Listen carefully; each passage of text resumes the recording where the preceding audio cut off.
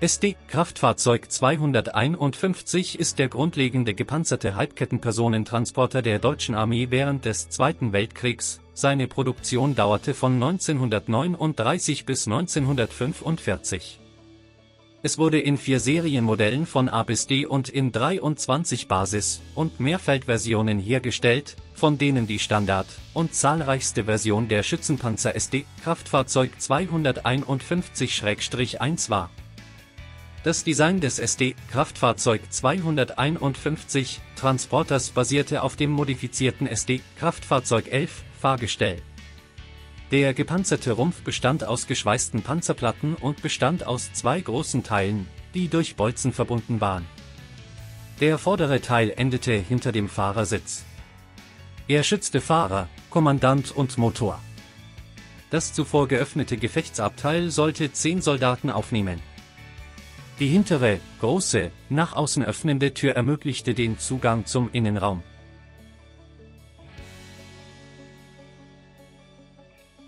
Der mittlere SPW basierte auf dem Schachtellaufwerkfahrgestell des Zugkraftwagens 3T.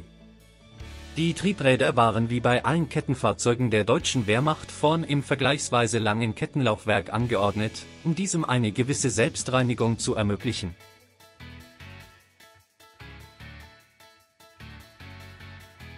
Gelenkt wurde das Fahrzeug nicht nur mit den nicht angetriebenen und ungebremsten Vorderrädern.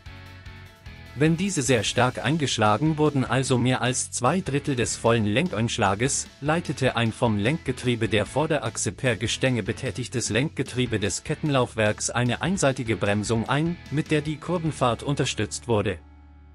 Dieses Prinzip führte im Vergleich zum klassischen Schützenpanzerwagen M3 der Alliierten, mit seiner kurzen Kettenauflage und der angetriebenen Vorderachse, zu einer überlegenen Geländetüchtigkeit, war aber komplizierter und daher wartungsintensiver.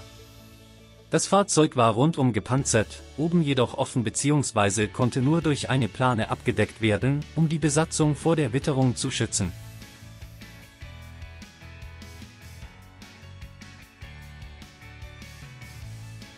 Im Heck befand sich ein wesentlicher Unterschied zum M3, eine zweiflügelige Tür, die der Besatzung das Auf- und Absitzen erleichterte. Der mittlere SPW konnte eine Gruppe von 10 Soldaten transportieren.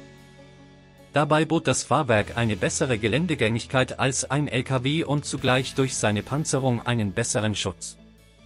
Die Standardbewaffnung bestand aus 2 Maschinengewehren MG34 oder MG42 zur Verteidigung oder Unterstützung der abgesessenen Truppe.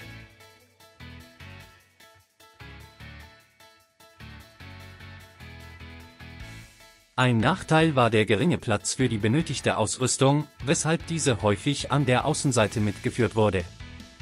Darüber hinaus wurden auf Basis des SD-Kraftfahrzeug 251-1 verschiedene Spezialfahrzeuge gefertigt, die Ausrüstungen für bestimmte Sonderaufgaben in die Konstruktion integrierte.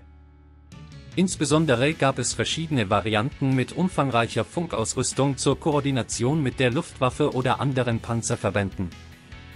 Weiterhin wurden die Fahrzeuge als Träger für Panzerabwehrkanonen und für Wurfrahmen verwendet.